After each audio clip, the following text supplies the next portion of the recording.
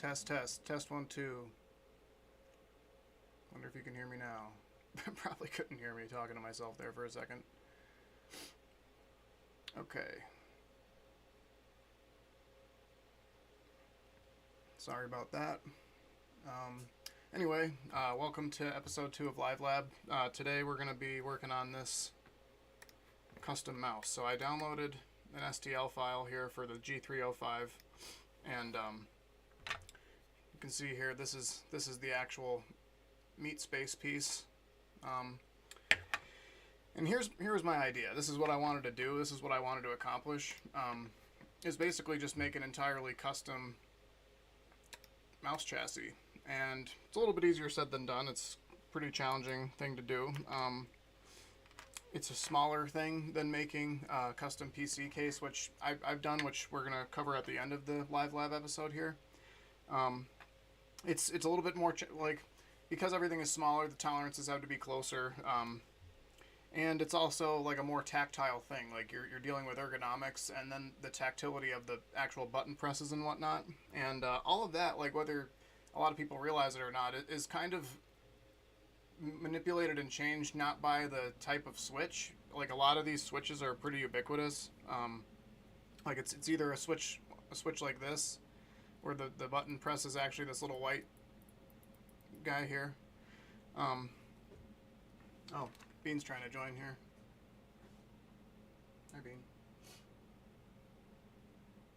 You want to get the shot here? You're okay.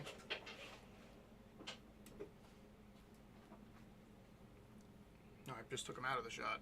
Oh well. He's there. Okay. I really hadn't gotten very far on this, but what I wanted to do, and this is probably a pretty high order and going to be pretty difficult. This mouse came out when I was young, and I just always liked the look of it, and they came out with I've actually never had a Razer mouse. That's what's kind of funny about it, but the Boom Sling. And the original Boom Sling that they came out with here was actually, one second.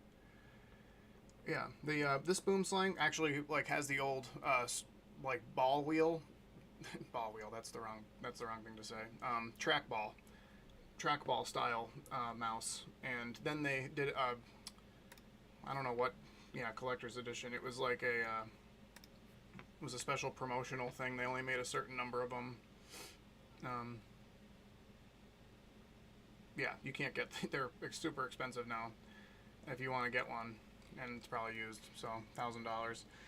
This is kind of like goes down in the Hall of Fame in my mind, even though I've never used one. Like I like just the look of it and the coolness of it at the time. And I actually had this, which I would like to eventually mimic in a custom build. The Merc Stealth keyboard. It was kind of small, and like the actual keyboard bit of it like could have stood to be a little bit bigger, I think, even though it had a full number pad and everything. I think that they just like slimmed it down a lot, like with functionality to actually fit that form factor. And then this gamepad was awesome. I mean, this was next level back in the day, because they didn't have like a huge gamepad market at the time. So playing World of Warcraft with this WASD dedicated gamepad part of it is pretty cool. After this keyboard, they kind of like went back to, well, transition to having just a separate gamepad, and then, if anything, a small keyboard. Yeah, they're super expensive now too. But anyway, back to what we're actually going to try to do today. So, what was my plan with this? I'm pretty sure that I already brought this in as a body now. And so this is manipulatable. I can build off of this. These are all actual faces that I can sketch and draw on. But here's the thing. I mostly, I think I want to use this only for dimensioning for the most part. I mean, even though I could take my trusty calipers and meat space and measure everything, which is what I would normally do. Since I have this file, I'm trying to incorporate it and figure out how I can actually change my workflow a little bit. So, how should I do this? What was my original plan? I don't really know. One thing that's going to be important is that we have to make sure that the sensor on the bottom of this actually is like a decent distance. I'm not. We're probably going to have to play around with that quite a bit to see if it's actually going to be reliable, because these fancier sensors are a little bit pickier, it seems like. Ironically enough, the old opticals are actually like more accepting of different surfaces and a little bit more resilient, like to the degradation of their signal. Okay.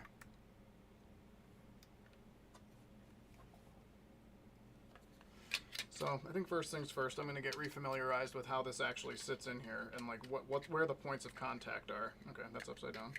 That's not good.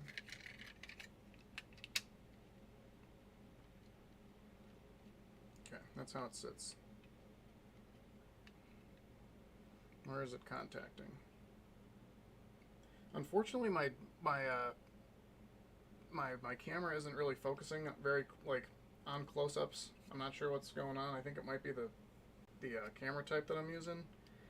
This thing has like 3 on the back of it, and there's like 2 different settings on this, and I'm probably, because I'm doing like a high res, I think it won't like focus close in. But anyway, you can still make it out.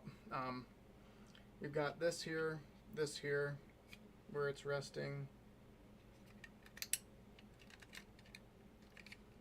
Looks like it's also resting up in the front here.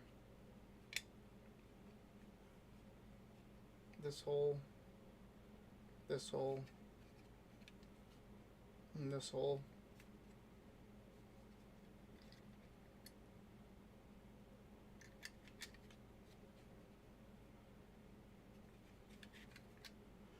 Alright, so other than the holes that are obvious and you can see, this is also a standoff. How important it is, I don't know, to the rigidity and structural integrity of it. There's this. We don't want it to be too flimsy, because if it is, then it'll bend the board, and then this is a high precision device, hopefully. So this is a standoff, this is a standoff, this is a standoff. So we can kind of make this up a little bit. And then we have to incorporate this scroll wheel.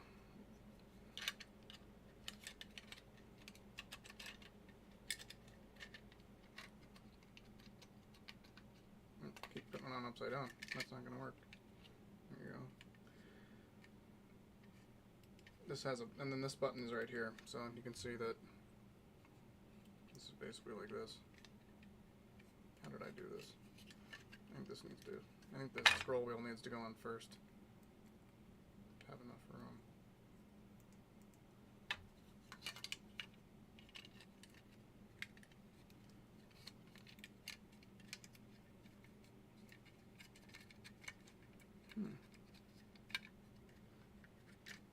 Yeah, okay.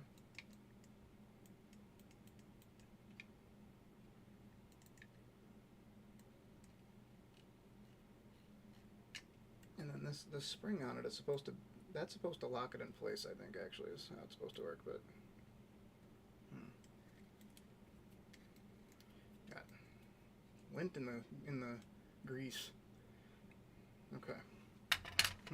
Let me think about this for a second.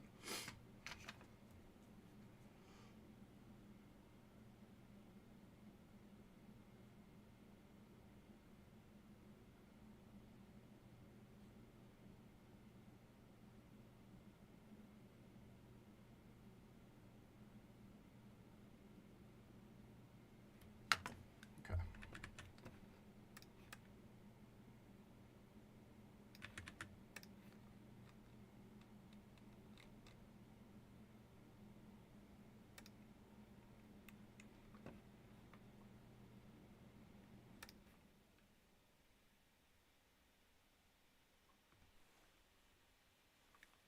So something else that I need to take into consideration here, I have to fight the tendency to just want to make a big flat piece that this rests on, because first of all, it has the sensor here, but then also this is sticking out.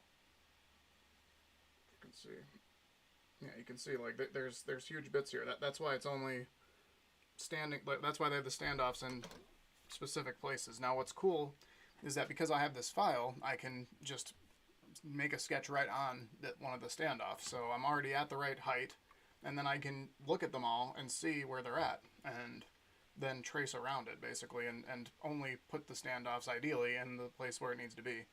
So what I think I'm actually going to do is I am just going to make a big flat piece where the standoffs at the right height of the standoffs, and make it a separate body, and then I'm going to then cut out of it like the where the standoffs actually are, so that I'm not intruding on any of the traces or through hole solder bits.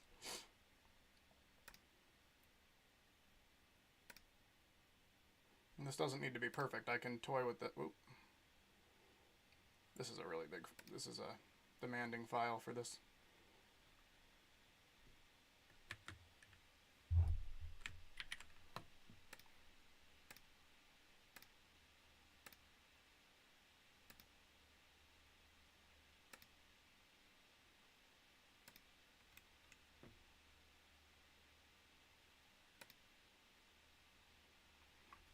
Alright, so now I'm seeing this.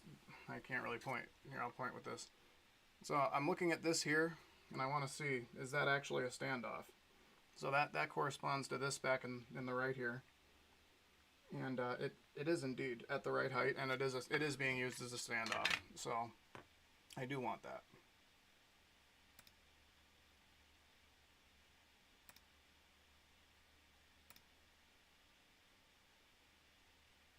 Come on. What is happening?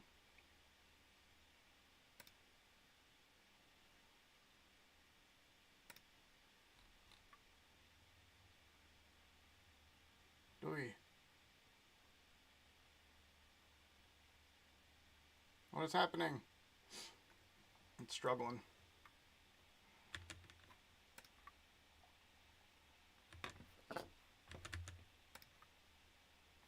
Do I have snap-on? Don't have snap-on. It still isn't working. What's happening? It's really weird. Huh. Okay. That's a new one.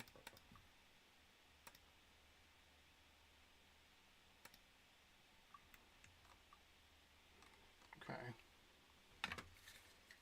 Again, yes, it's a standoff. Okay. Can incorporate this.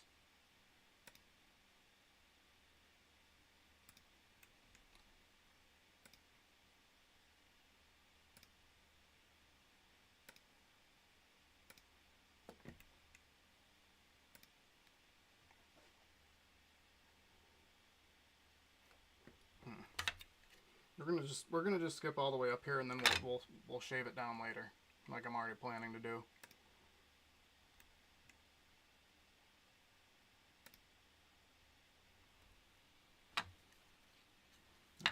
This is actually an important part here. These standoffs in the front, because you don't want. Ooh, yep, and we also have to hit these circles here. So it's important that it's at the front, because then you don't want to be pressing the button and then it seesaws the whole PCB. This isn't going to be symmetrical. That's okay. We'll work on that later. Something else that I think I want to do just because it kind of lends itself to this scenario is I'd like to make it, what would you say, not unidirectional, not bidirectional. Like if I'm going to copy the boom sling style for it, here, I should pull that back up. Yeah, it's named after a snake.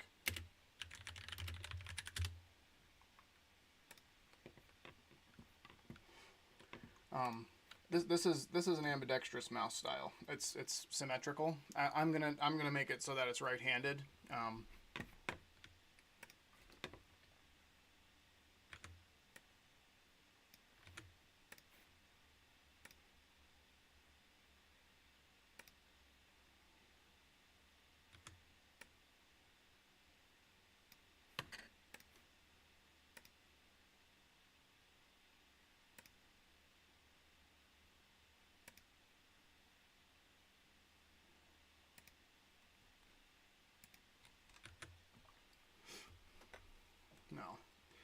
what I want to do is I'm not going to get super anal retentive about how these standoffs work unless I need to. Right? So like as long as the board is going to be able to rest on them, then I'm not going to get super crazy about making them exactly the same shape. In fact, you know, the big reason why they probably made them this shape is for efficiency and also injection molding, whereas I'm using a different process. So I'm using 3D printing, which is totally different. So I might as well, you know, make the thing with that in mind, which is what I'm doing. So this looks pretty good. So like I've outlined where the board basically needs to stand off from the actual case. And now what I want to make sure of is that wherever I put the standoffs, that and like modify them in any way, that it isn't going to be interfering with and breaking any of these little traces or components on here. So let's finish this. And then what I think I'm actually going to do, I probably, even though it's really lagging my system, I was thinking about, because it's running so slowly, because this is such a complicated STL file that I pulled in and made into a body, I was going to take my basic sketch that I made here, the body that I'm about to create, and then import it into a different sketch. But I don't think I'm going to do that, at least for now. I'll wait a little bit to do that, just because I want to be able to use this as a reference for a little bit longer until I have a better idea of the layout of how this is going to look. Okay, so what we're going to do, since we started it at the level that it needs to be for the standoff itself, we're going to go down to create the body. Switch over here, new body. And then I'm going to try to keep it around the same height because of the sensor issue. I want the sensor to be about the same distance away from the surface. So we're going to try to do that. And how I'm going to do that, well, actually, we can do it this way, since I'm not used to having an actual like existing model in CAD. So I'm going to, normally what I would do is I would take the caliper and I would stick it in here and then press it down onto a standoff like this and then read and switch it to millimeters. This is all messed up. I got to tear this thing. Okay, now we're talking. Do what I said here. And it comes out to 4.42 millimeters. Let's see what the file says.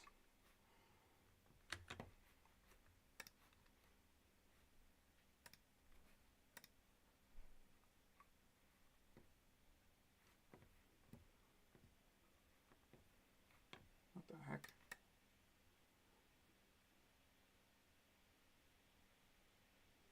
$50 millimeters.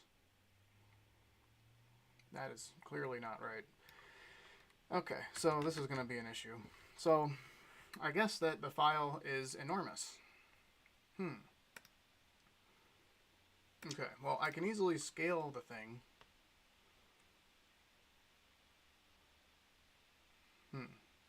Okay. So I'm not really sure how or why that happened. Maybe they modeled it way bigger and then, like, for fidelity and resolution's sake, and then scale it down. I don't know. But anyway, what I'm going to do is this. So what you have is modify, scale.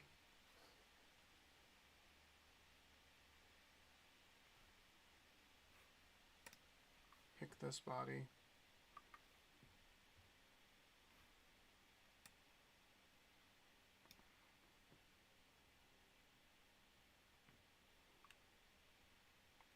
Okay, and then what I actually want to do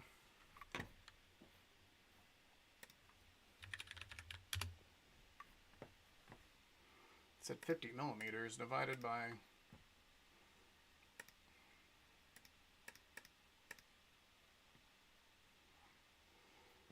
I don't really know how this translates here for this.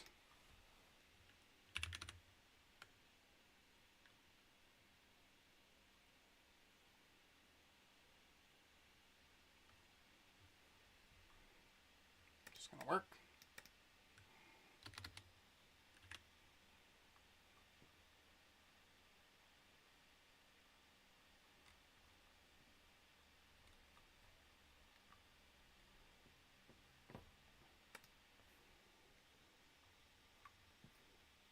It's chugging. I wonder if it's affecting my stream at all. That's a question we're gonna have to find out later. The answer to.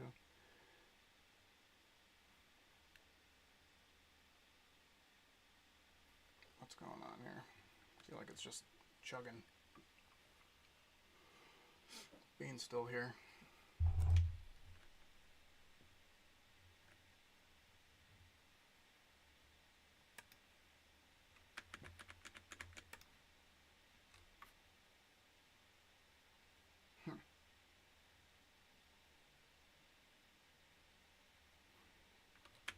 Interesting.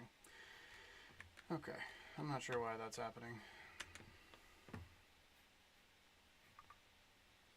Also, where's my timeline?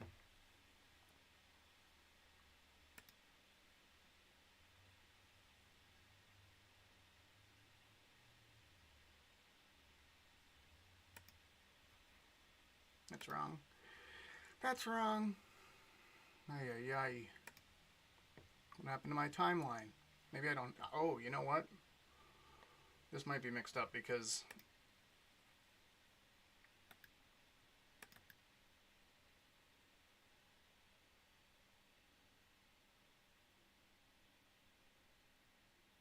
Capture design history. Okay, yeah. Something else that I learned in doing a different process is that when you're importing and exporting files like this, you need to be aware of this. So if you don't do that, if you don't capture your design history, then you're kind of like modifying the file permanently, basically. Yeah, that's pretty much it. So what we're gonna do, this sketch still exists, I guess. And just delete that sketch. Yeah, I know. No, we gotta do so much more work now.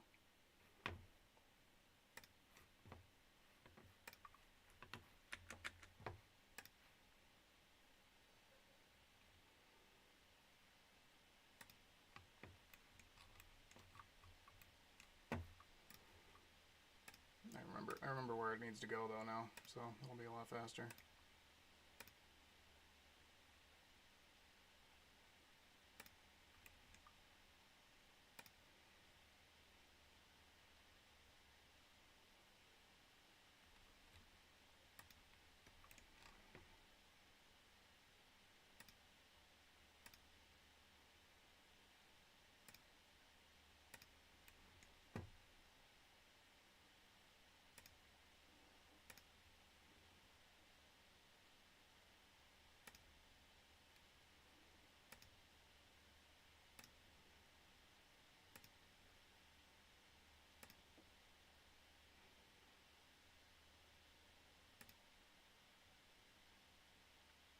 Not super concerned about making that super true to form there.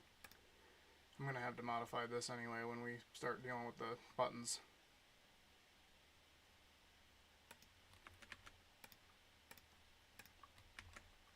Okay. The other issue is I don't even know if I made this the right size.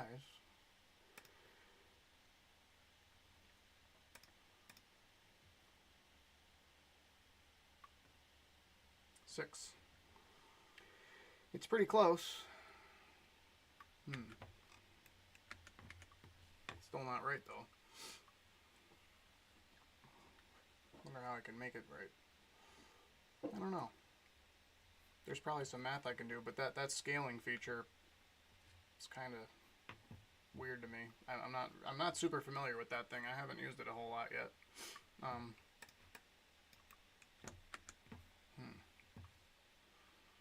All right, we're gonna do like a combinative concept here.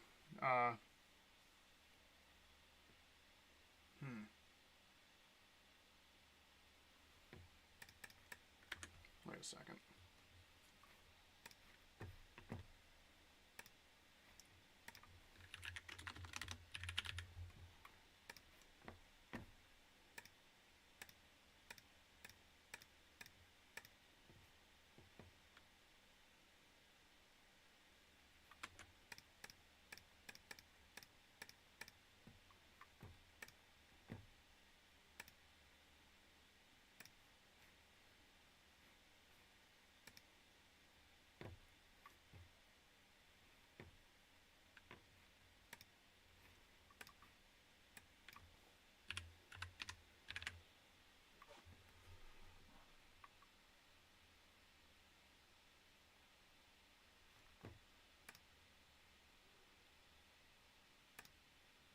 This might be less complicated than I was thinking. Alright, hopefully. Let's see.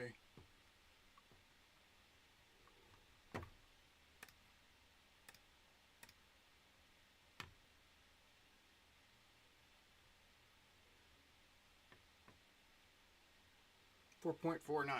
So that's pretty good. Yeah, okay, so it's not that hard. So whatever you get as a dimension, take the smaller one. Well, figure it out. You know what I mean. You either divide the bigger one from the smaller one, whichever direction you're trying to go, and then use that proportionality and plug it into your scaling feature, and it will work. Okay, so now, alright, we're actually going to do this. I wonder if I can do this. Oh, let me do that. Or will it? Aha. Okay. Watch this.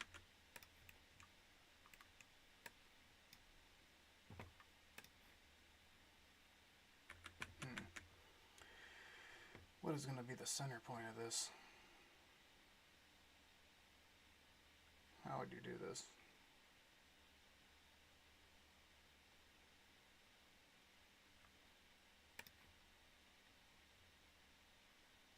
I don't think it matters that much. Alright, we're going to create actually a point. I recently learned this too. Okay, there's a point. It's snapped in the wrong position, but whatever. Okay.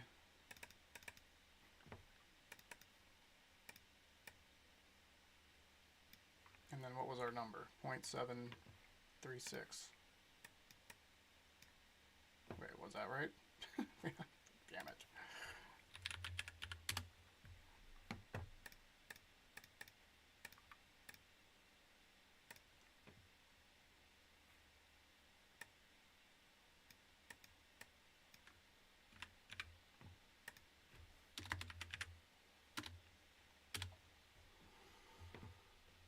Alrighty, pretty close, but because it wasn't perfectly centered, that's okay, we'll just do this. Good enough. Alright, now we're getting somewhere.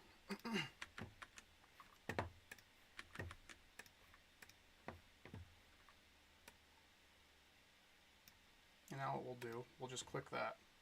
We'll just click the bottom face here, so it comes out to 4.49. New body. Okay, nice. Now, nope.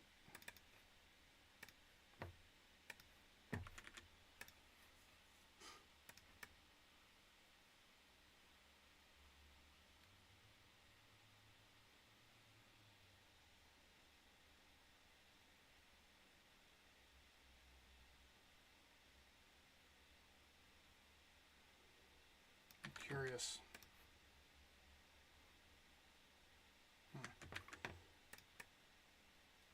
Curious if these, I guess it really doesn't matter very much.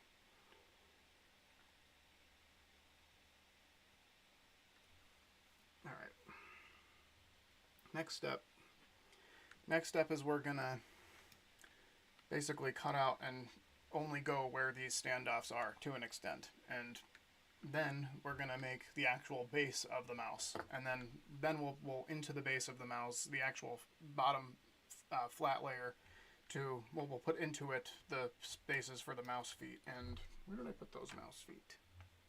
Uh-oh. Oh, they fell. Oh. So these are a different set that I got, because I don't want to reuse old feet. They don't really work great, usually. Resticking them. It's kind of like a one and done type deal. Alright. Looks nice. They should work. Not too complicated.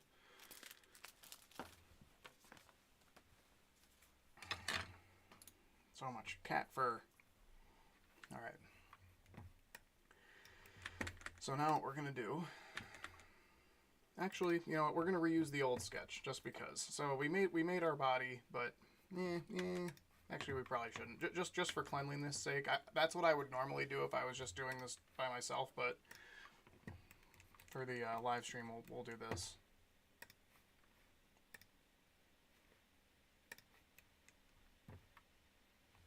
And as I go around, I'm gonna, like when I'm picking out where the standoffs are actually going to be, I'm going to be looking at the board here and see where exactly it actually corresponds to. So right now, if we're looking at this front left, oh, the stream is in the way.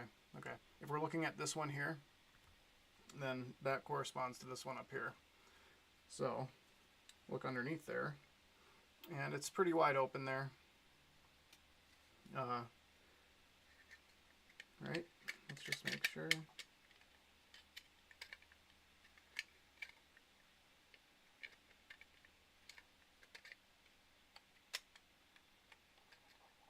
See, this is somewhere where I'll probably actually bulk it up a little bit because I have so much extra space there.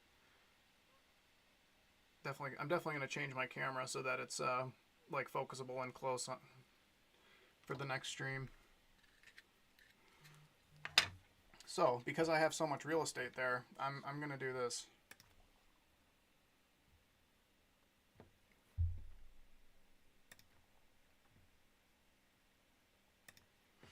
Simple as that. We're just gonna put a giant foot there, standoff, whatever you want to call it. Okay, so now in this scenario, it's a little bit different. There's some kind of doohickey here. So if you look, this butts right up pretty much against this bit here, which is just a little structural bit to hold the PCB in place so it doesn't move around, which actually might be relevant. I don't know. I might put that in there, might not, because it's going to be screwed down anyway. But this thing here, what even is that?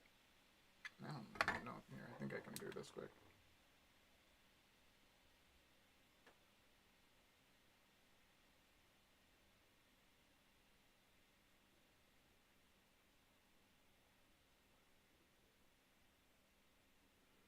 I don't know what that is.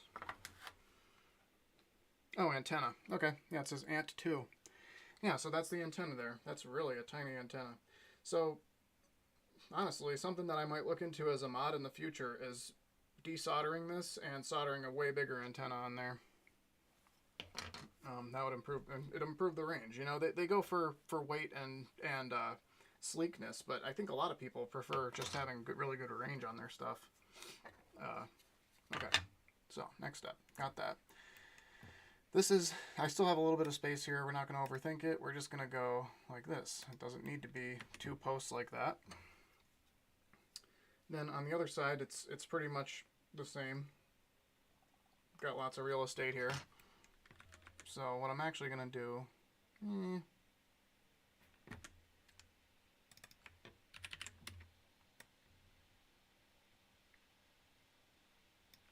do something like that.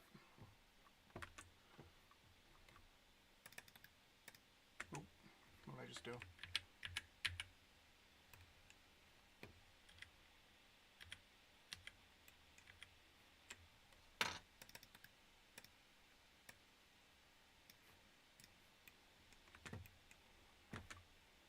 Okay, now this is where it's probably going to get a little squirrelier.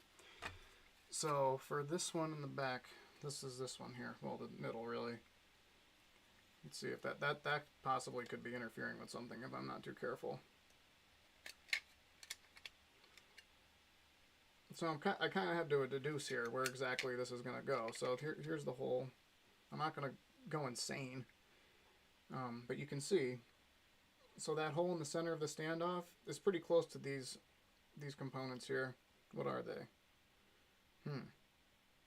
I don't know. I'm not sure what kind of... There's some kind of... Maybe it's a transistor. I don't know. You can't tell unless you look up the model number on some of these things. Okay, so where is it? It's towards the back is where the actual components are. So I have a little bit more space up in the front of the mouse.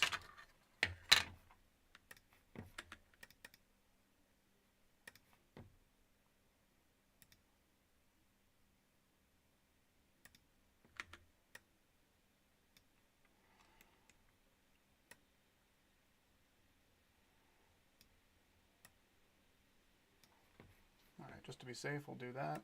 Make it a little beefier, but like stay away from that edge of it. And something else that we really should do is make these holes, but we're going to do that a different way. I'll show you how we're going to do that.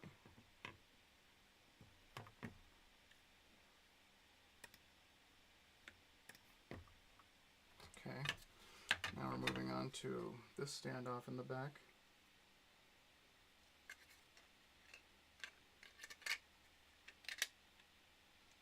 Which corresponds to this hole.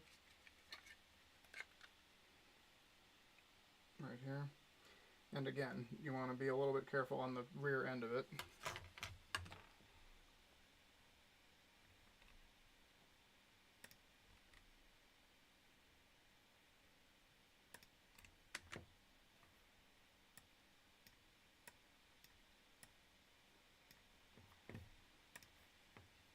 Oops, didn't mean to do that. Okay. Next one is this one.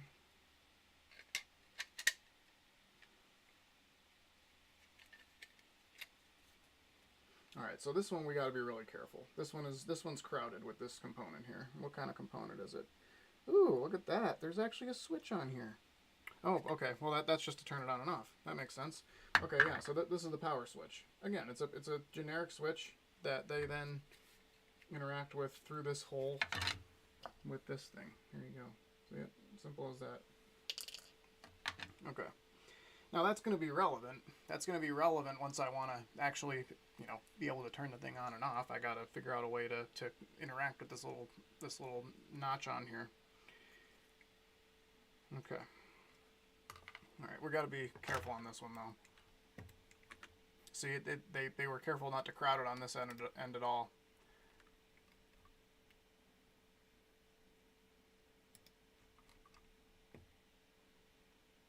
Shouldn't I use a scoop?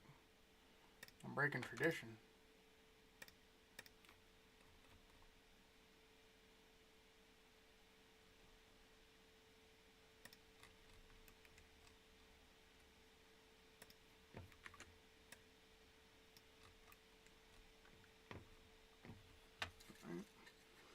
Now we're going over to these ones here. Oh yeah, and in case you were wondering, so like what I was saying about how the way that they build switches and buttons is that the switches are pretty ubiquitous and universal, and then they just change the way that you interface with the button via different plastic usually. You can see that there's actually some Phillips head tiny screws that are holding this like lever button in place, and then that actually presses on these little white switches here.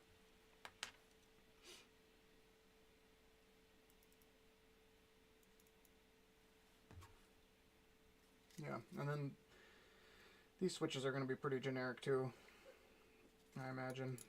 Have I even pulled this apart yet? I don't even know if I looked at this in here yet. How do you get them out?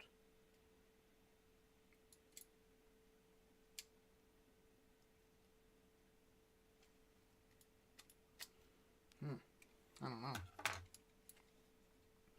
That's a little bit of a mystery.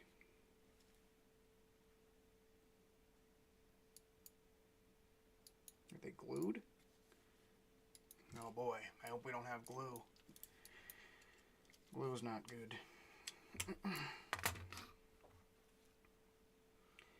Okay, anyway, moving on. Let's do it. Let's deal with what we can deal with. Alright, so this is the corresponds.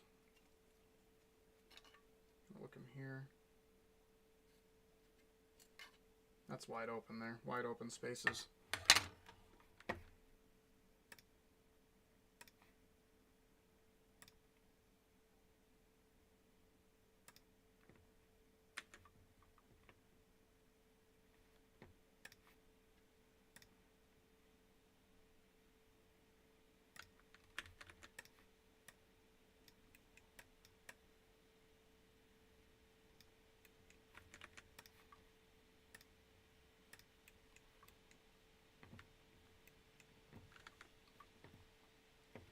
Now I have a feeling, because of the shape of this, that we're going to be crowding components again, and it's right in the center. So last one, correct? Nope, second to last one. Okay, so we're working here. Actually, it's not too crowded. We got lots of room there. So I'm just going to basically do the same footprint.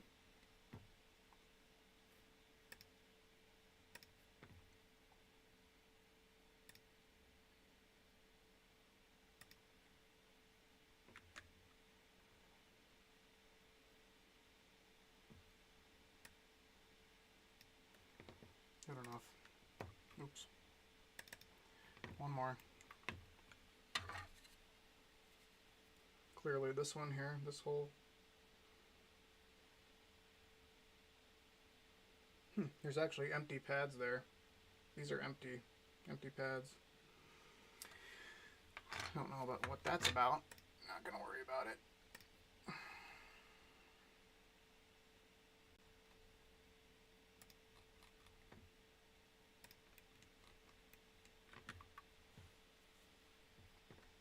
Should I have done circles rather than squares? Maybe.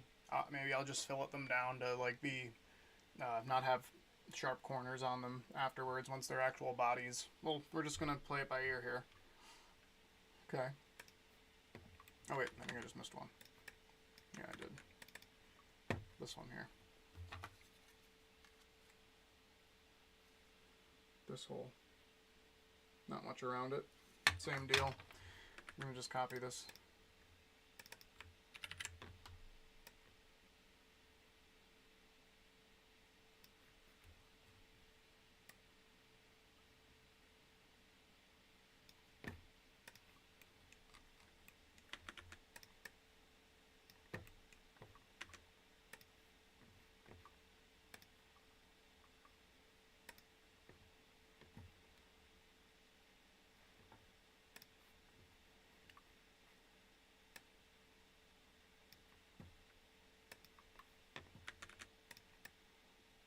Okay.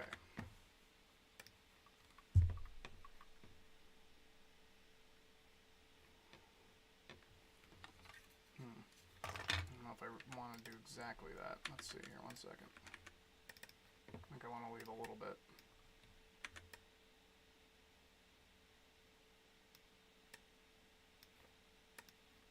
Okay.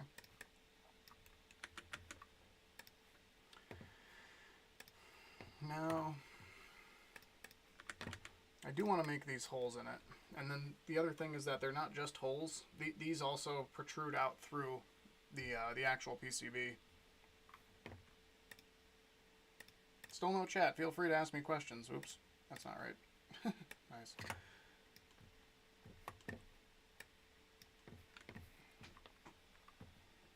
Okay.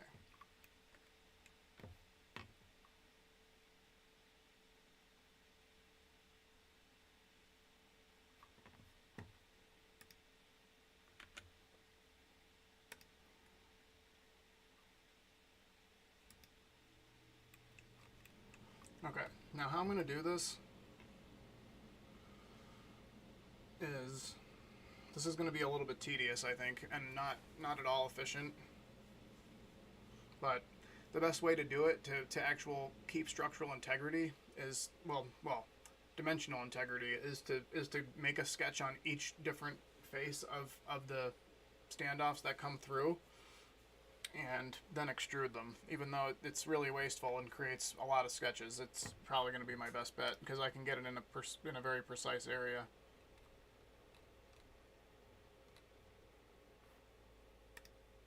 I don't know why it won't let me get the center. That's okay. Do it that way. 2-point circle. Nice. Okay. Now I'm going to copy that, because these are all the same standoff. And then I'm going to move it over here. Now it's not going to go into the right spot, but I'll move it here. Okay. I wonder if it'll let me put a point in the center of this. It won't. Okay. So I'm probably not saving a ton of energy by doing it, by copying and pasting it, but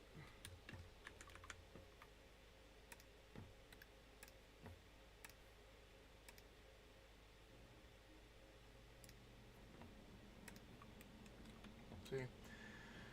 Okay, it's probably going to be just as fast. I'm just going to try to remember the diameter of this so that I make sure that it actually snaps to the right one when I want it to. So 2, 3, 8, 4.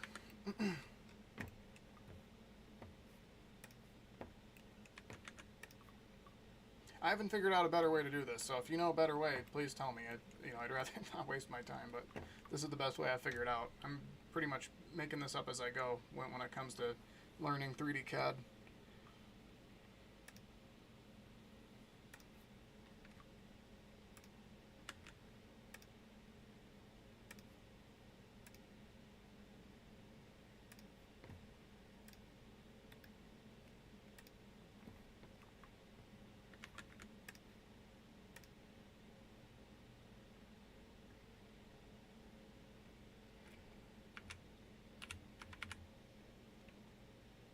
I already forget what it was.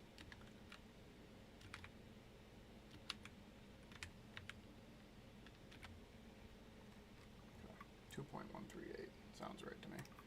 Looks right.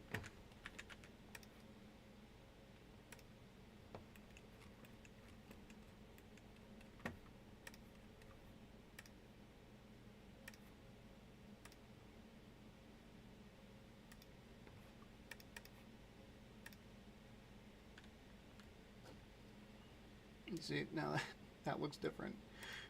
It is different. Okay. Whatever. It's the right shape. Right 5.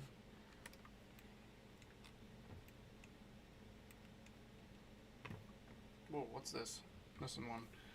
Is that a standoff there? How does that work? Where does that go?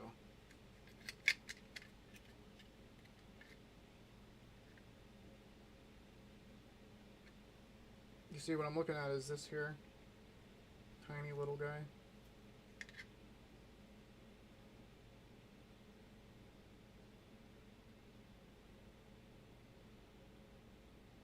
Doesn't really seem like it goes anywhere. I don't think it's super relevant. I'll probably put it there anyway. It's not gonna obstruct anything. It's near one through hole pin, but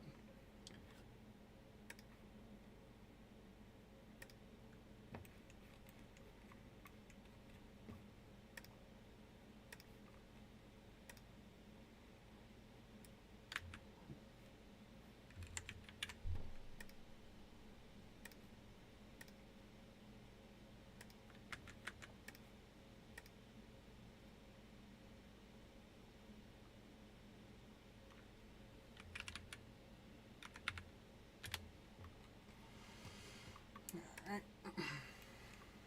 This is the tedious aspect of this. You know, as you get better and older at it, you figure out different shortcuts and better ways of doing the same thing.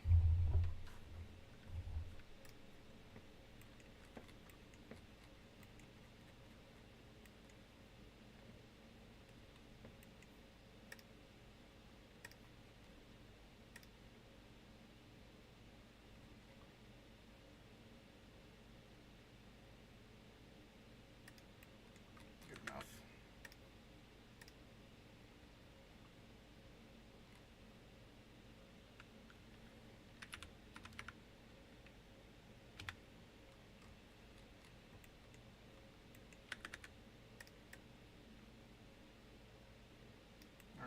Now, that's all the ones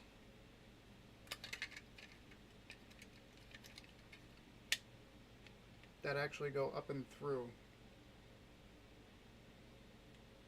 All the smaller ones. These bigger ones up here, they don't actually go through the PCB, so they're at the regular height that I extruded them to begin with. That here. Now, one thing that I am realizing,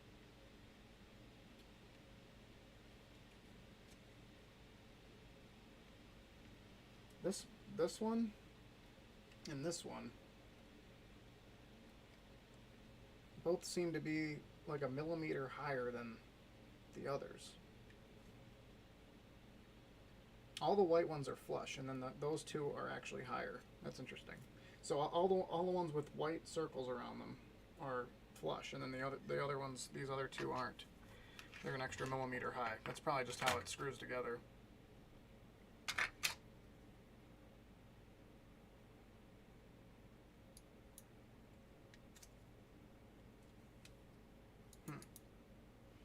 Sorry, I keep forgetting to not actually put this in the frame. It's frustrating me that you can't actually get a good look at what's going on.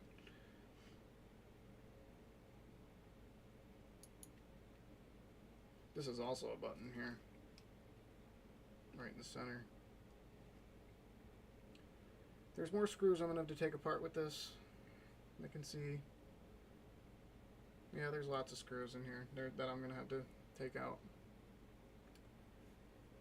I don't think this is super relevant. So what I'm trying to figure out though is that this standoff here is what interfaces with the one black one that's a little bit taller. And then also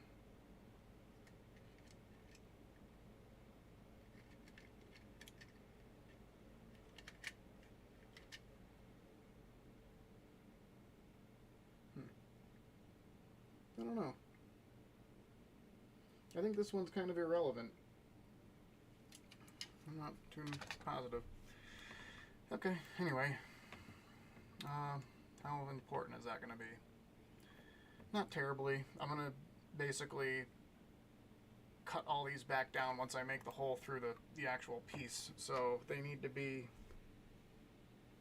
Where did I actually draw? I drew them all on the actual standoff. So that means that, yeah, if you look at this compared to this, I'm pretty sure that they're different heights.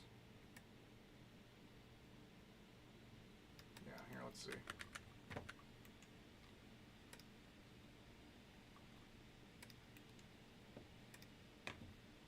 .061.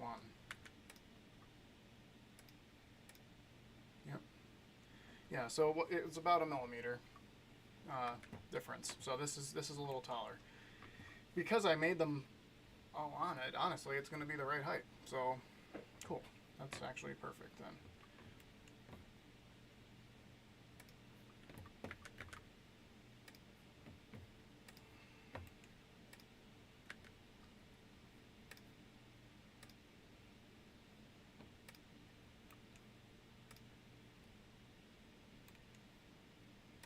I don't know why it's finicky about this sometimes. I really don't understand it.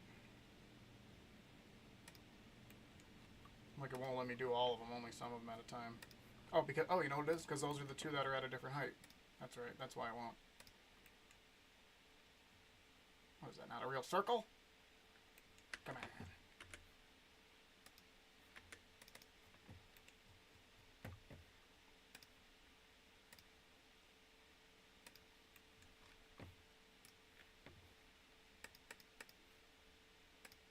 This is madness.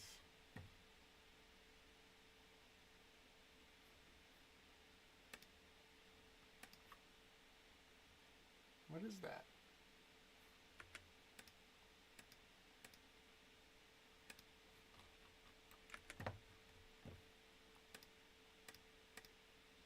Where is that other sketch? Where is that sketch? What is happening?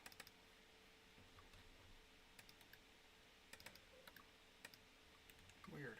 I don't understand that.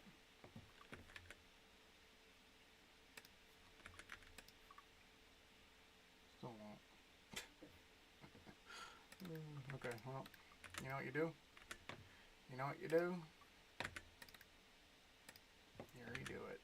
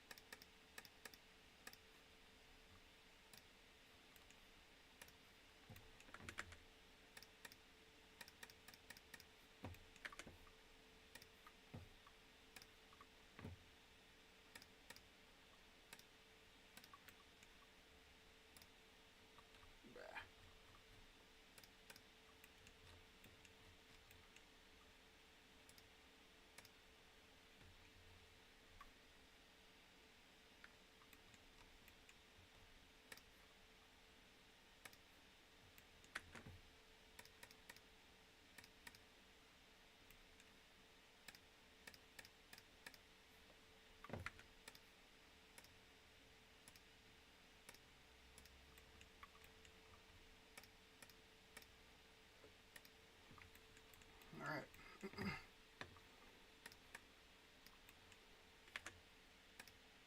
There you have it. So, there's a simplified version of the actual relevant bits inside of this bottom here. Okay, now let's make sure that we actually have everything that's important.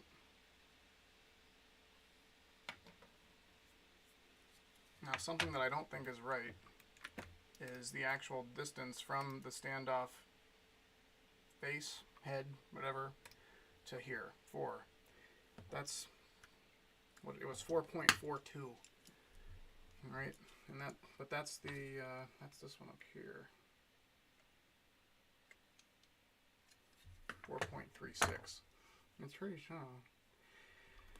Now the only reason why that is because I left some of this here. So what we're going to do is negative 4.5. There's still going to be a little sliver. Oh, maybe not. Okay.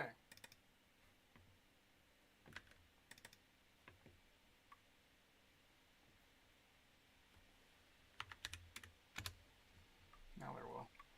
Okay.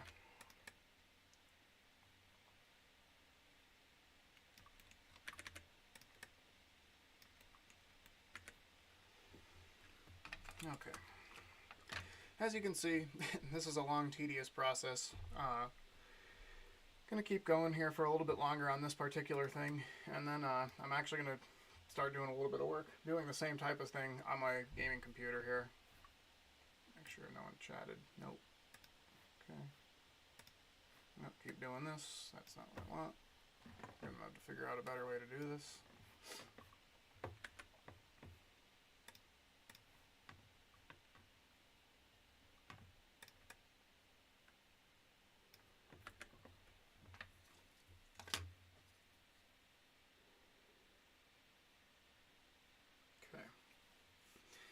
Now I have to think a little bit. A little bit of thought.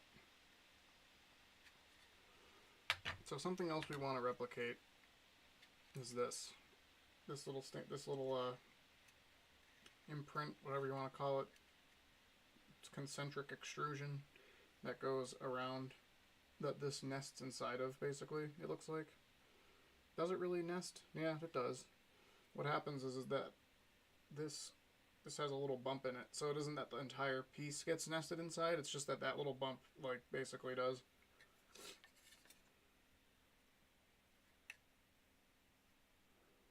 Okay, so might as well put that in there, that's not too hard.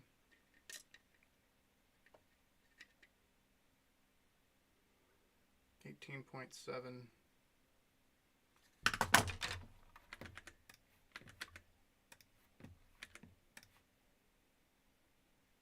Oh, this is going to be easy. I'll just do this. Watch this. Should save this too.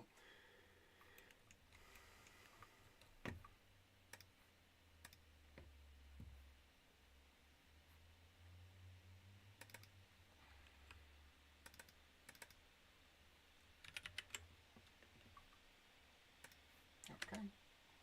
Now watch this. Get rid of this.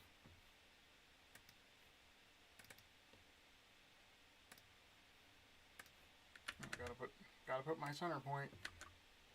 Don't really understand that.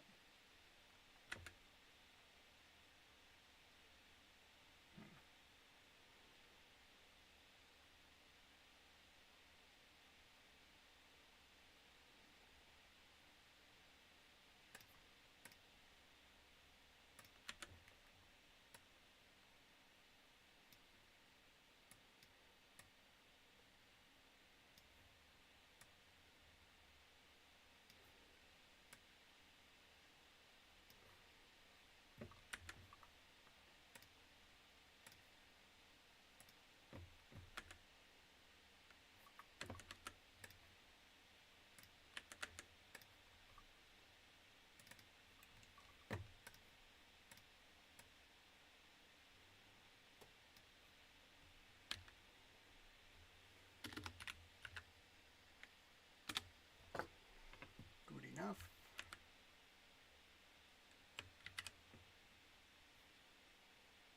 Oops, wrong thing.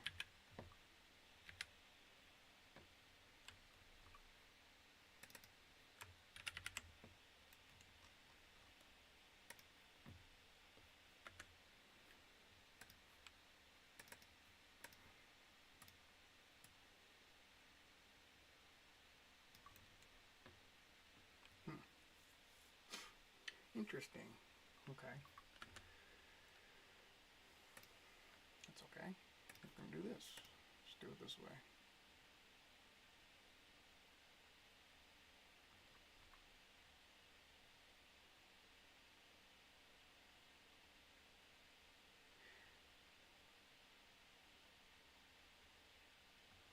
Okay. See, it's getting irritating because I have snap-on, and it's irritating to like switch in between it, but not really a better way to get around it. Okay.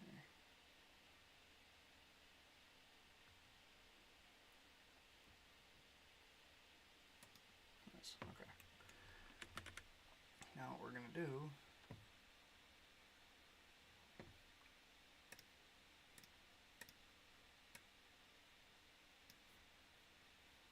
three.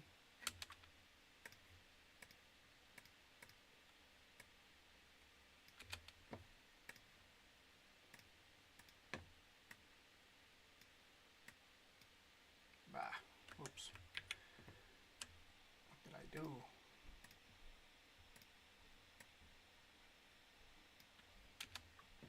This doesn't need to be absolutely perfect. We're also dealing on such a small scale here that realistically we're going to have to tweak this with the printer to make it actually do what we want.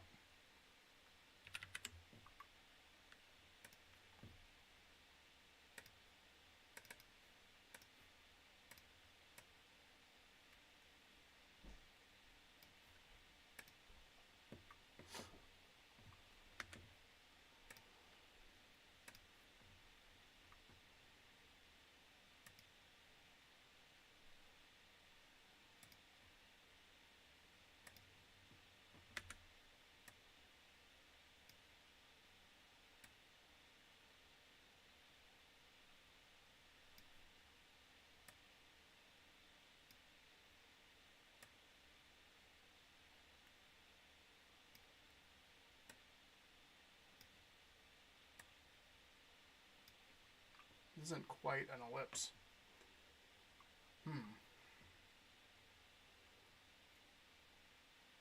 Okay, well, we'll do it a different way.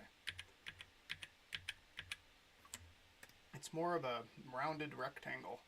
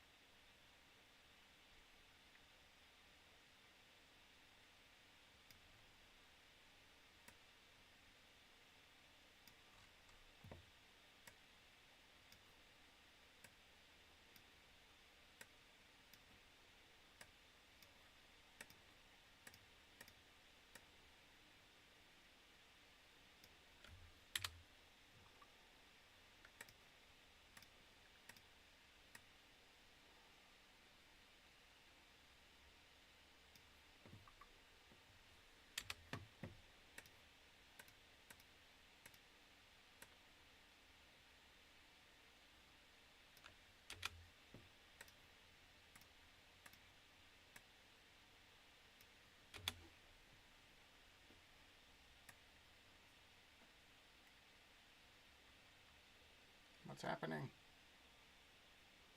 Uh-oh. Didn't want to do that. Oh, okay. That's not good. That's fine. Good enough. Good enough. don't push it. Okay.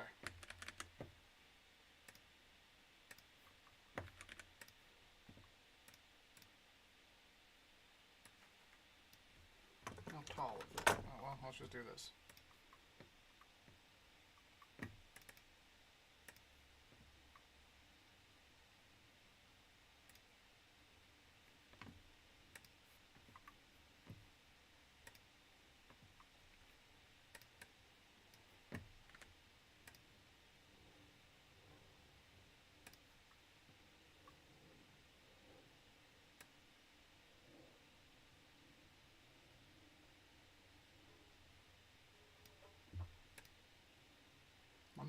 .308. Take that to the bank. Okay, whatever.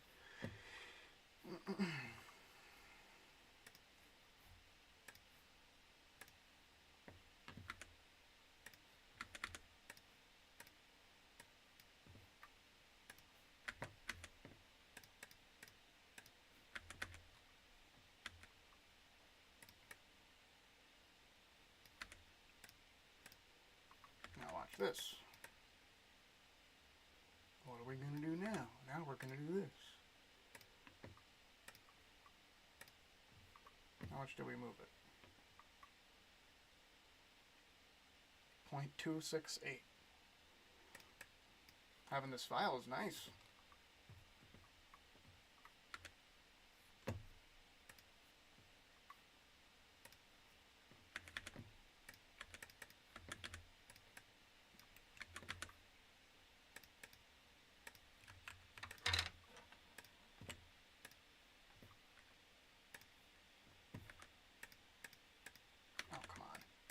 Sometimes the combine acts really funky. Won't do it.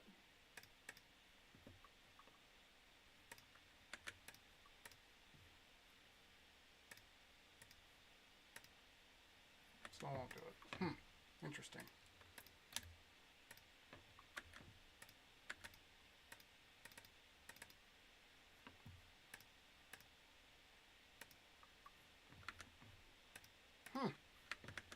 Just refuses to do it. That is weird.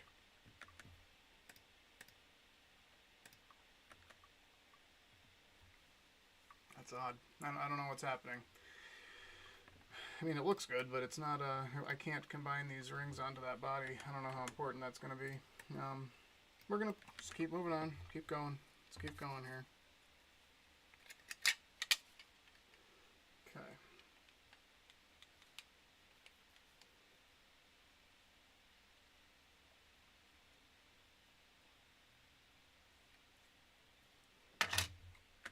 Okay. The truth is,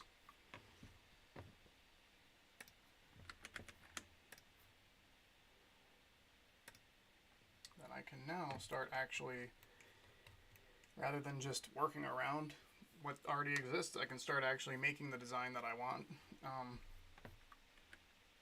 And here's how we're going to do it. So I want to copy that boom sling as much as I can.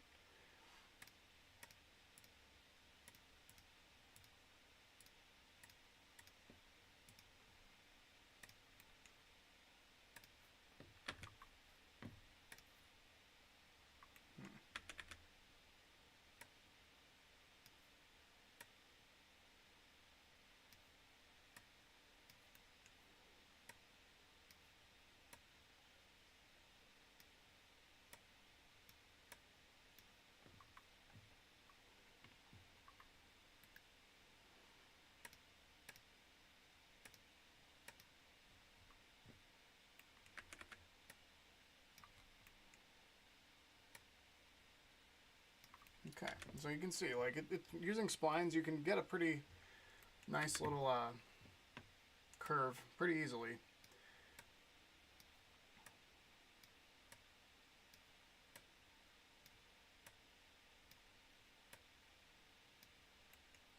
Now, this is what we're going for.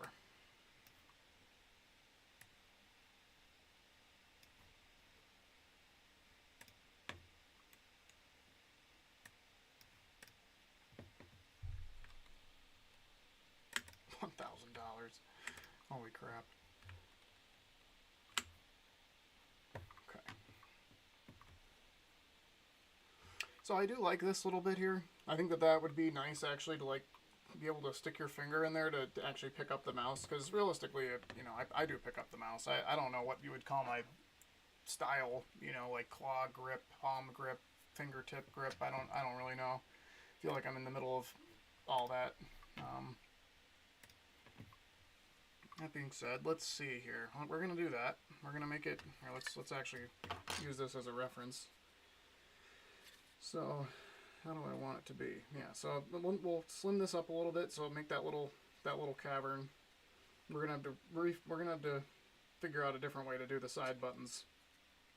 If that's gonna be the case, I'll move them up probably in a similar position, but we're gonna have to change how this is all constructed.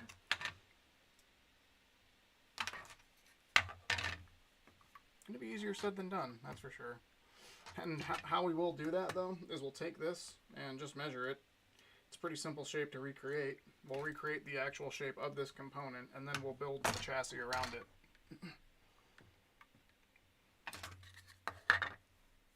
Now, here's one thing that's significant. So like, you want to think about how much space there is here. Like some of these newer mice, they're literally just like a front. They're not even like, they don't even have the back, because a lot of people who are pro like to use fingertip grip. I actually really like the Microsoft Sidewinder, which is kind of an oddly shaped mouse with a giant humped back. And it's kind of counterintuitive.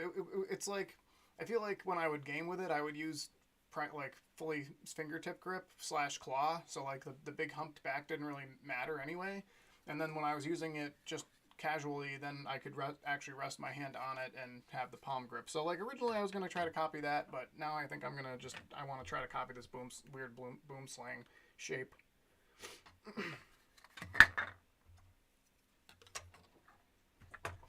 So how far from the rear do we want to actually make this? How big do I want it to be? Thinking like make it a little bit shorter in the back if I can, which I should be able to, since see how much space there is. There's this much space here, so I'll basically chop that off, so barely some of it. A 10, I will take 10 off of it.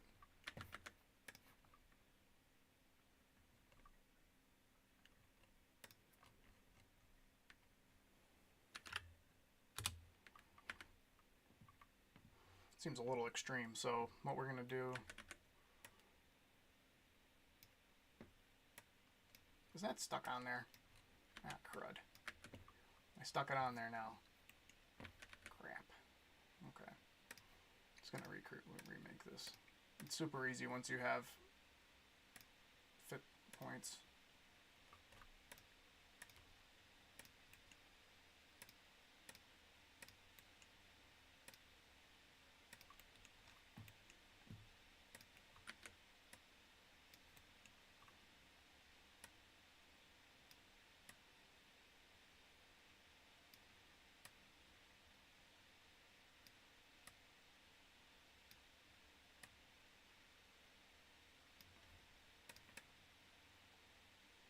Yeah, so this is something else I'm going to want to be cognizant of, since I guess I should really...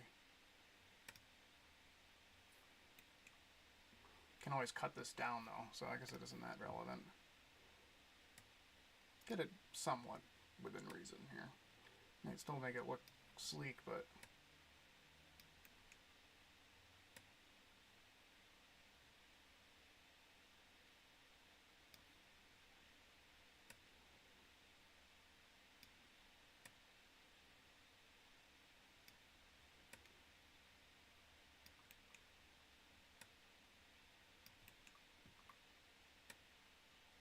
So something I think I want to do, I like the, as silly as it is, I like the mouse buttons on this.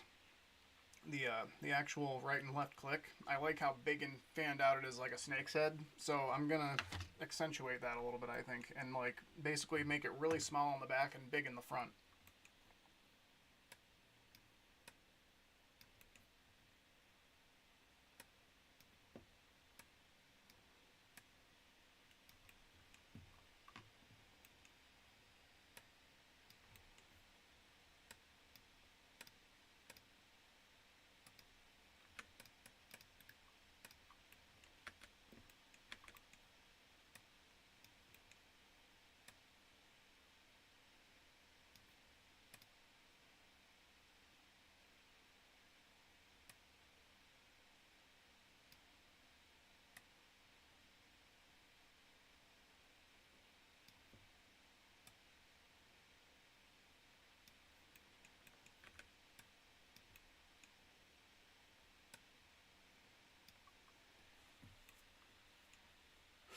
Pretty cool.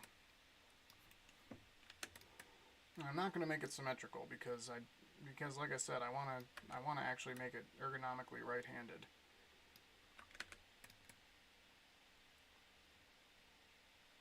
So how that'll look if you look at how you hold the mouse. I think that actually counterintuitively, I would want the spot here to actually be a little bit farther forward. So the thumb indent actually is further back.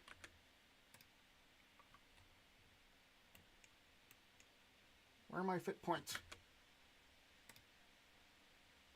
They're hard to see. Okay.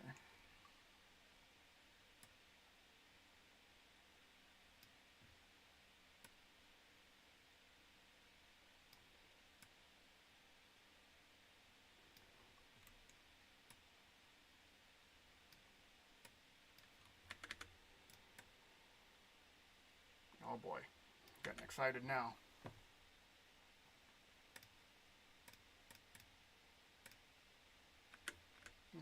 Blech.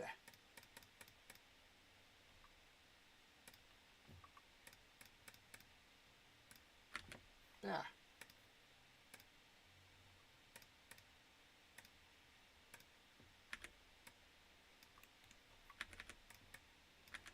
Whoa. How did that happen?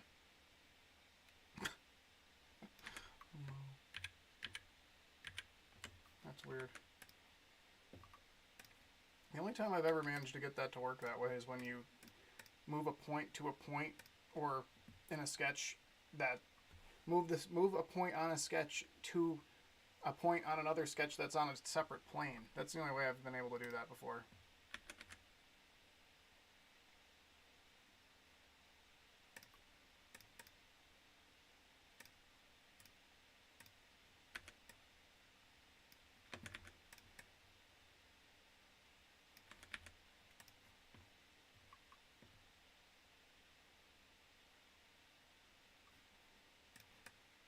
Okay. This is going to be really long. Even though I've cut it a little shorter in the back. This looks dumpy.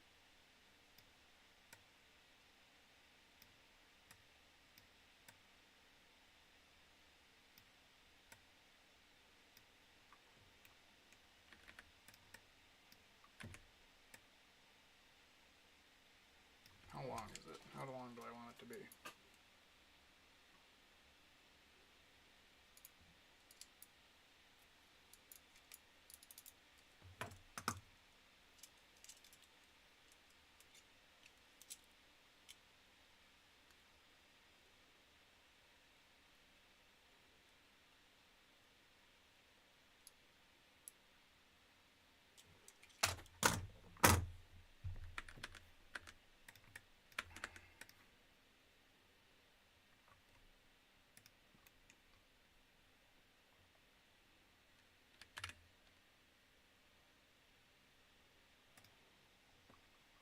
It's just going to be a guideline. That's about where my finger starts on this when it's holding it. So basically need to take that into account when I imagine where these buttons are going to actually land.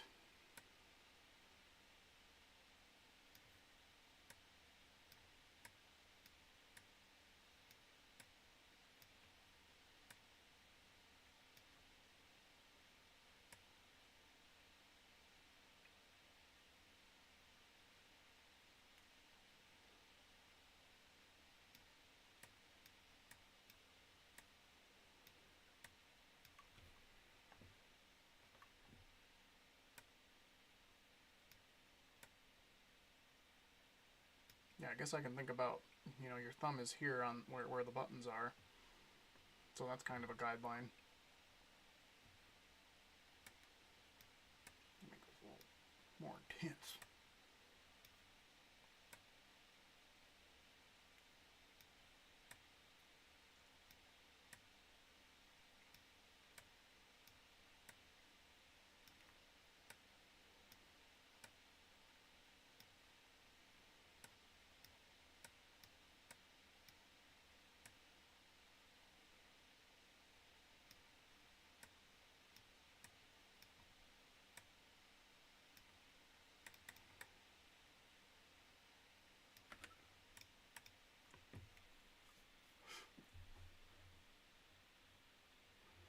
All right.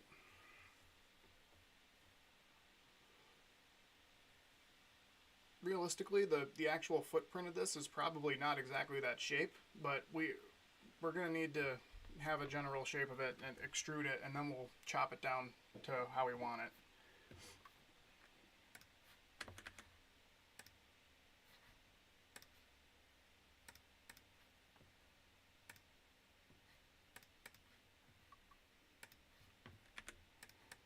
All right, sanity check. Does that make sense? Does that look semi-okay?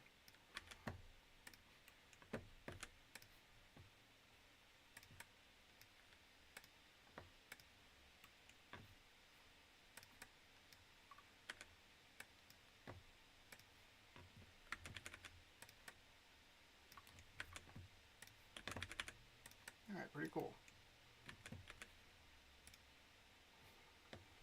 Start to get the picture. So, now it starts to get a little trickier.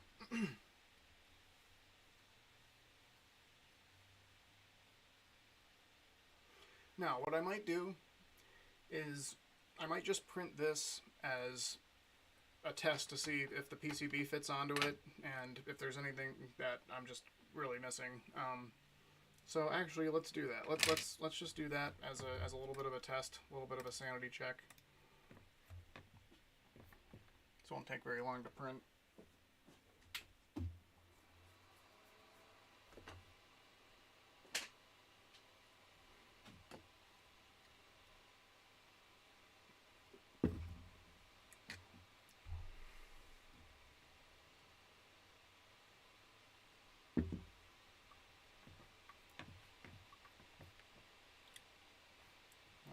So, export STL, rather than the boom slang, I'm calling it the boom bang. That's not a very good name, but whatever.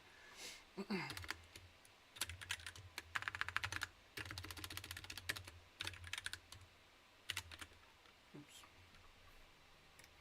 Okay, just fucked up.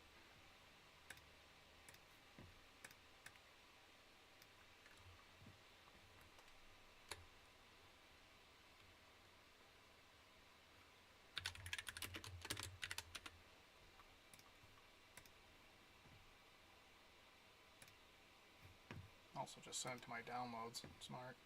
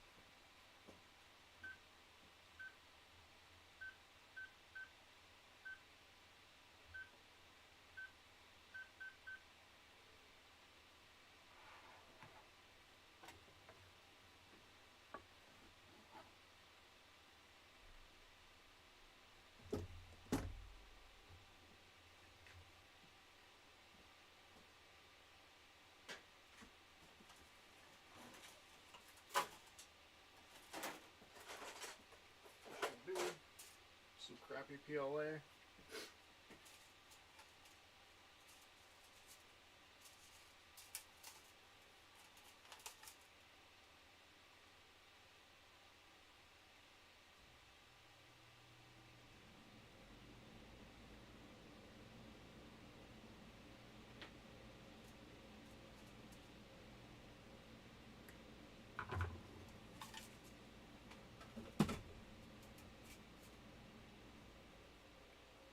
Let that heat up, then I'll do a cold pull, swap out the filament.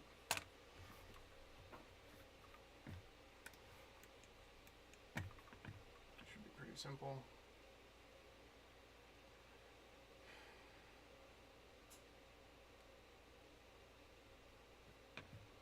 Looks fine. Okay, good enough.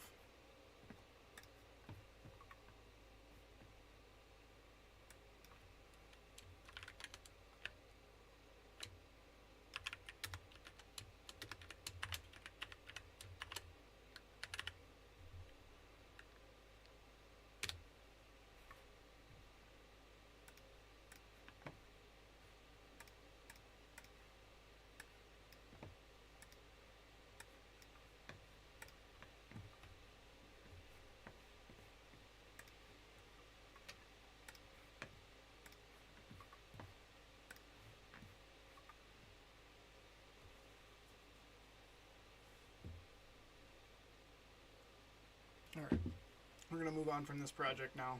How long have I been going here? About an hour and a half, so been going for a bit.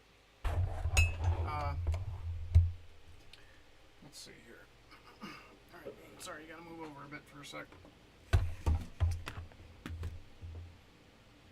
Alright, I gotta make room for this computer now.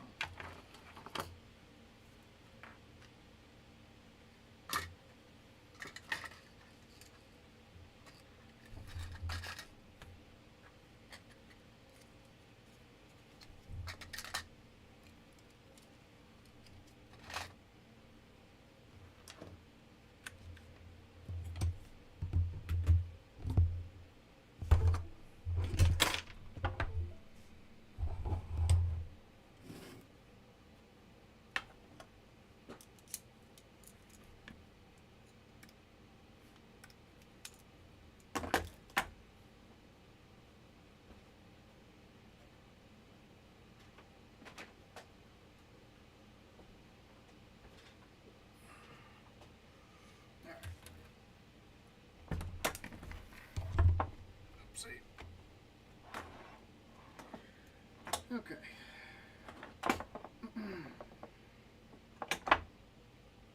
So, this is my rig. This is all 3D printed. And I want to do a redesign of this. I mean, it's really good as far as thermals and actual general performance. But it's not like the actual design of it isn't perfect. A lot of these I only printed one time. I have to like redo it and just make it actually correct. Another big problem with this right now is that I switched motherboards trying to hunt down a weird issue that I was getting intermittently, which wound up being the solid state drive. And in the process, I tried switching out the motherboard, and this motherboard doesn't have a built-in I/O shield, and the I/O shield that it came with won't fit this exact size hole that I cut, well, that I designed. So there's a bunch of stuff that I want to do here. Oopsie, my stand is attracting my calipers here. One sec.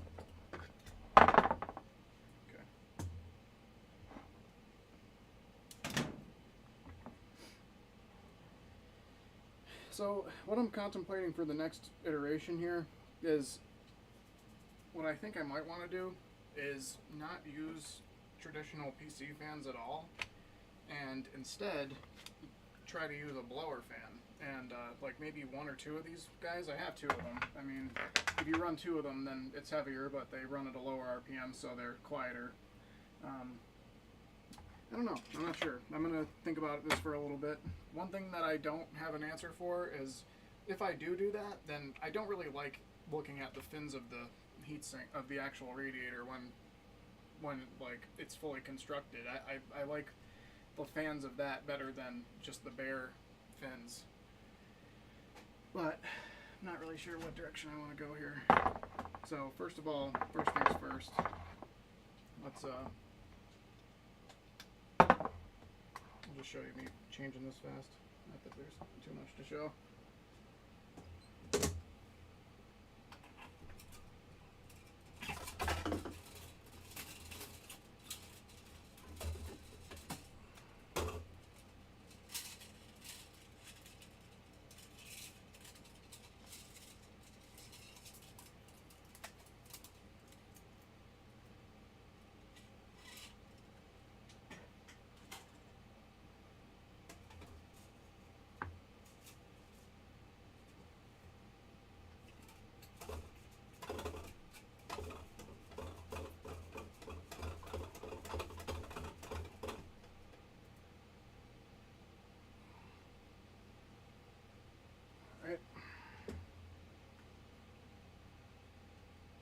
We're up to temp. It's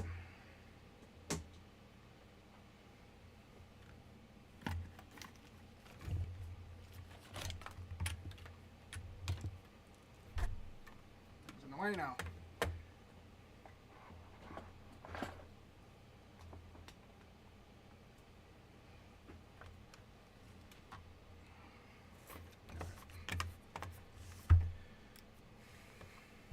don't even know how good the audio is going to be on this. It's probably going to be horrible. I need to get a lavalier, I think that's what they're called, type mic.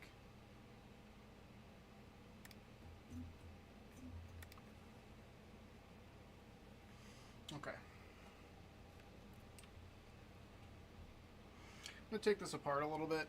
So I'm going to like kind of absorb this and see like what direction I want to go with this in. There's obviously things that need to be done like regardless of what design direction I go in, like the dimensioning and stuff, but oh yeah, something else that I wanted to do. So I wanted to show you guys this. So I've been scheming this for a while. I wanted to do this basically the exact same thing. The only thing that I'm thinking is maybe a little bit too much with this is I think that it would be cooler if you just had like a pretty ubiquitous Arduino that you could plug in and out of it, and like microcontroller, whatever brand. I mean, what I'm imagining would be really nice and like pretty ideal.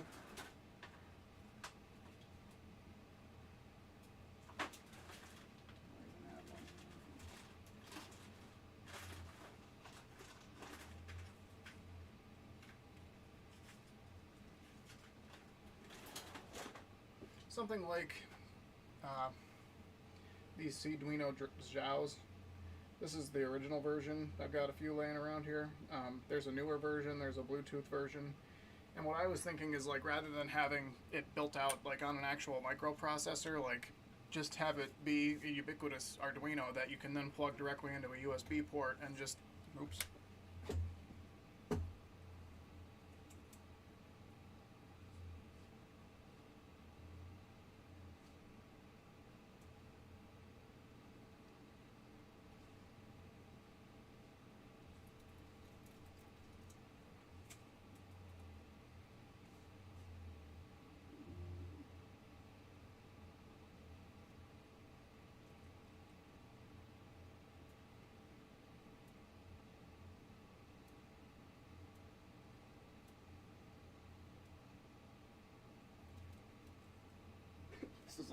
This is the crappiest PLA known to man. I'm pretty sure that it's totally waterlogged, even though that's not really supposed to happen with PLA. It looks cute. It looks cute already.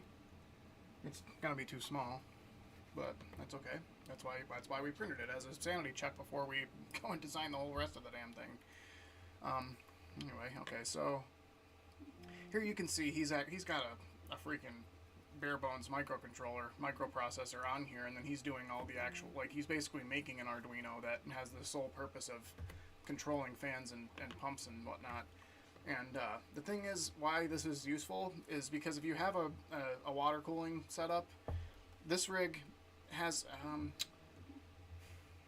does it have a temperature? I think this one actually does have a temperature input, and I don't have it hooked up right now.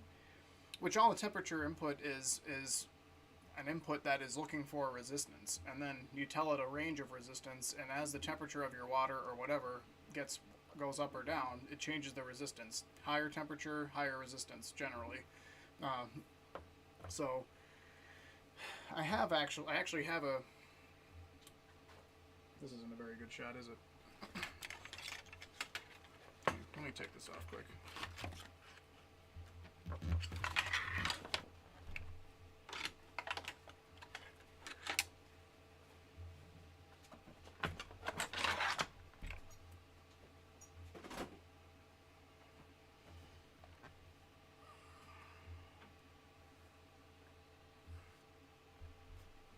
Fix the feet too. The feet are really finicky and will fall out, so you can't drag it at all, or else they'll just come right out.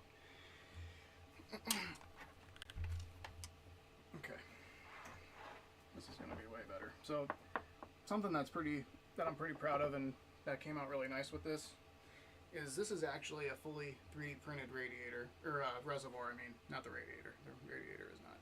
This is all 3D printed, and the way I sealed it was actually with traditional thermal epoxy. So like I printed it, and the print is not fully waterproof. Like there are tiny little gaps, and the water will get through. I tested it. And so I actually took epoxy, filled it up with a small amount of it, plugged the holes with paper towels, and actually threaded the actual fittings into it here, and then basically like tumbled it in my hand for probably 30 minutes, and then like trying to coat the inside really well. And so far it's held water, so I don't know what to tell you. I mean, it's working. It's working.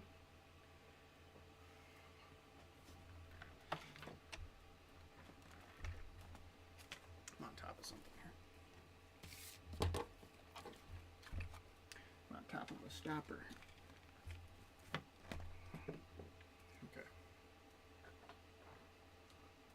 A little bit of a better angle here. Excuse the mess on my other table. So this would be a cool project.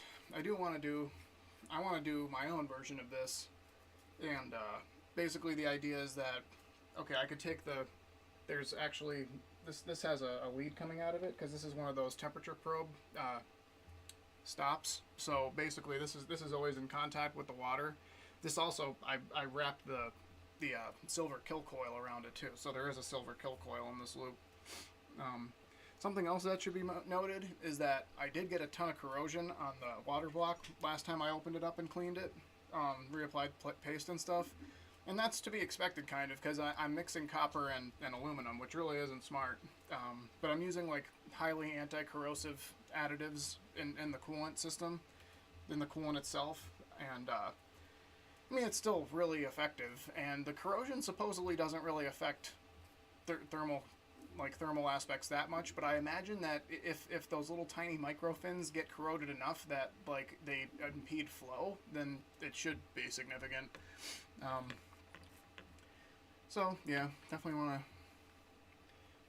to do that. The thing is like why it would be useful is that if it's open source and it's just an Arduino that you're programming, the programming, you can just rip it offline, you know, modify a few different parameters and then set it and forget it. And then if you do want to change it, something else, I think that this doesn't have LED controls, which he should do. He should put LED controls on this. You could do traditional RGB and addressable RGB on this controller, along with the fan and pump and whatever else. That should be done. So I'm going to do that. That'll probably be next week. I'll work on that a little bit, show you how to design an actual PCB. And I mean, like, this is actually higher level than I'm at. Like, what I'm going to do is a lot simpler in that I'm just going to basically make a board that's specifically designed to interface with a specific model of Arduino, whereas this is kind of like a standalone thing with its own microprocessor. And like, whereas the Arduino, well, the controller itself has a microprocessor on it. That's what this big SOC, it's called a SOC, system on a chip, is. Okay. So I thought that was pretty cool. Learned how to do renders on this in Fusion 360. So I was toying around with that a little bit. So something that I'm not sure about on the next iteration of this, the next build that I'm going to do, is even though it is great for thermals and audio, that looks terrible. I can literally hear it spitting. It's like it's totally burning off water, and it is PLA. I don't know. So not all PLA is created equal. It seems like some of the additives actually do suck up some water.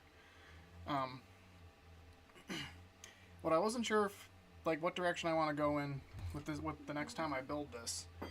I think I would like it to be more portable and maybe not have as much emphasis on being absolutely silent. So in which case I'll cut down on the thermal mass and therefore the radiating mass, if you want to think of it that way. The thing is, like, even though this is semi-portable, it, you know, I put a handle on it and everything, and do carry it around, and well, like, I actually hook it up to TVs is how I mostly use this thing. It's like a multimedia / living room gaming machine. I game on I game 4K with this, and like I don't try to put like I'm not gonna get more than 60 frames, but I like 4K 60 frame gaming depending on the type of game.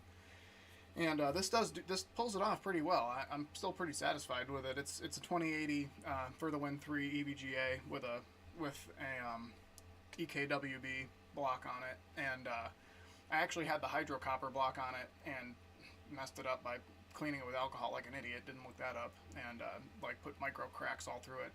And when I switched that out for this EKWB, must have done something wrong, slightly wrong. It seems like it's thermally fine, but it's actually got coil wind now. So next time I pull this all apart, I'm definitely gonna pull that back apart and reconfigure it and hope that it actually isn't coil winding on me, because it wasn't like that before. So I think it's just like some really tiny micro vibration that's like rattling against the water block somewhere. And yeah, so I don't know. I think like if I change to this particular radiator, this is really pushing it as far as like the amount of cooling that you need. I think that like if I use only this radiator, then I would need to push a lot of air past it. And the thing is, so like the more radiating mass you have, the more, whether it's an air cooler or a water cooling radiator, the less air you need to push past it. So then therefore the quieter it is, because the more air you're trying to push, that's what makes the machine loud. The thing is that if I use this, then what I'm imagining is I might be able to actually like basically put this in between the I'll show you in the actual CAD file.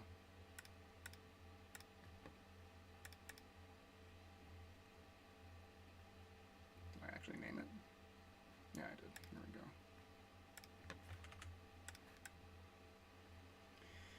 So what I think is that I might be able to put this smaller radiator inside of here, in between the extrusions, rather than sitting them on top, which would make it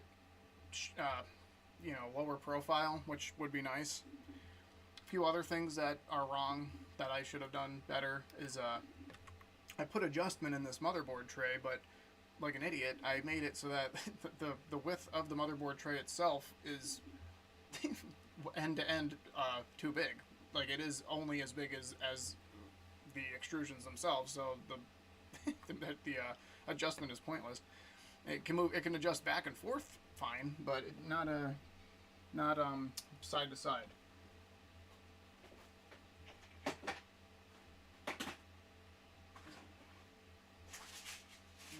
wanted to show you. Not sure where those went. The way that this is actually hooked together is that this is very annoying. I have magnets on this stand. The way that this works is you just have a bolt that goes into, I think it's called a T-nut, so that it goes into this rail here, and then when you twist it, it turns sideways and then hooks in. So that's how these are all hooked in, so they can move back and forth. But I don't think that that's ideal for the actual corners where the extrusions are hooked into. They tend to slide. You got to get it really tight, and then when you're getting it really tight, then you're compromising the strength of the plastic. So that's going to need a redesign. I think that it is like originally I was trying to avoid having any visible screws like here, and like not having holes here to put the bolts in. But now I really don't care about that. I kind of more care about accessibility. So what I think I'm going to do is I actually got a tap set, so I think I'm going to tap holes for it. So rather than using those T-nuts on the actual four corners of the extrusions to hold it in place, I'm gonna actually have tapped holes.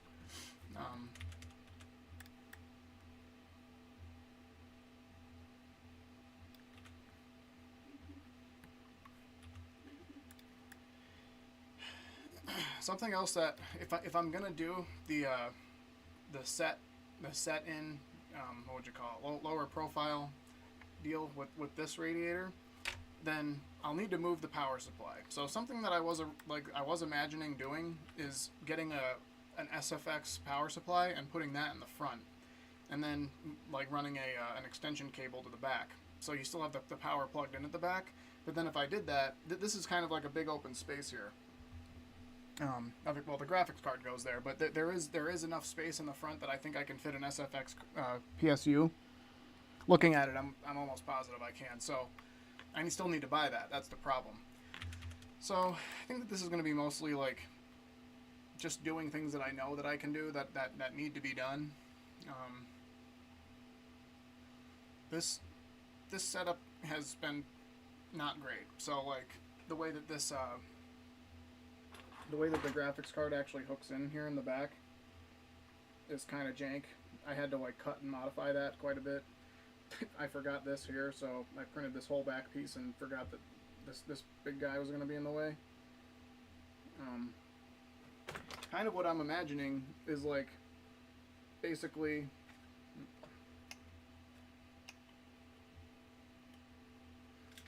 like perhaps put a fan here. Right? I guess more, I don't know which orientation I'd do it in. Probably like this. Put a fan here and then duct it, and then the power supply wouldn't be here, but I could put the plug there, and then it would duct the air up and under into this. And honestly, like the top of this rad is a lot cooler. That being said, I'm sure that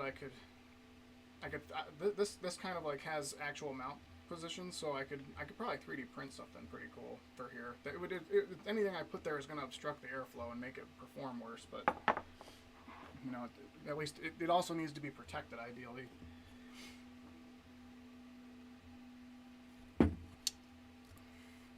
Something else that I plan on doing, but I think I'm going to wait until I actually do the next iteration of this, is I have a piece of acrylic plastic here that I wanted to make side panels out of.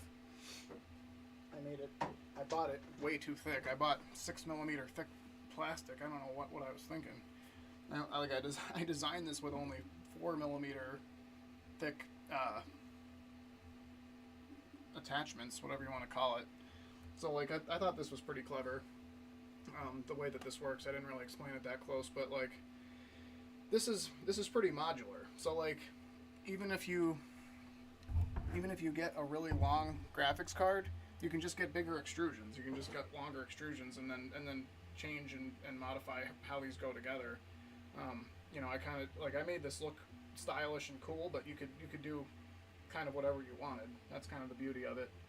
So I don't know. It's actually, like, other than the fact that it's a bear to deal with the giant radiator, it's a pretty convenient and simple form factor and case style and construction to actually work with.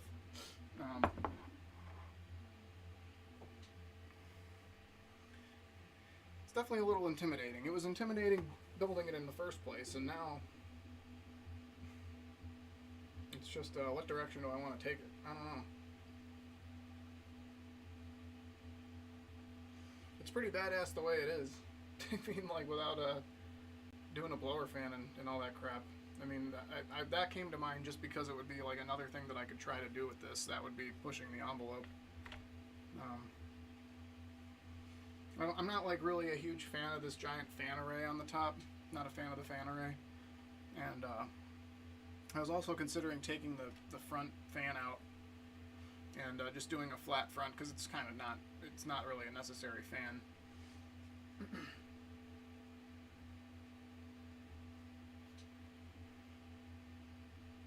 Wonder how close this is. It's not very. Let's see here. Yeah, only 30%. That being said, like some of the slicers, when they say 30%. Oh, here's the T-nuts, by the way. I knew I brought them out so I could show you guys.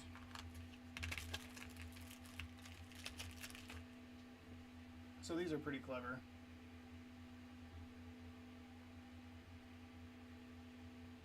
So that just slides in the rail, and then you can hook into it.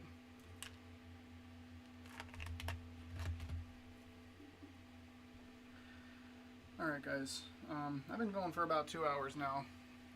I haven't gotten any interaction yet, so I think I'm going to call it quits for today. I'm going to be doing my podcast tomorrow, I believe. If you want to tune in for that, I'm going to be sharing my synopsis, whatever, like plan my topics of discussion like a week or so ahead of time, and updating it as I get closer to the actual date of the podcast. I'm going to be doing that on my Discord server and also on my buddy T-Pan Nexus Void server. If you want to join, I put the link for my Discord server in the description, so you can just check that out. All right, guys. Thanks a lot. Thanks for tuning in if you did, and see you next week.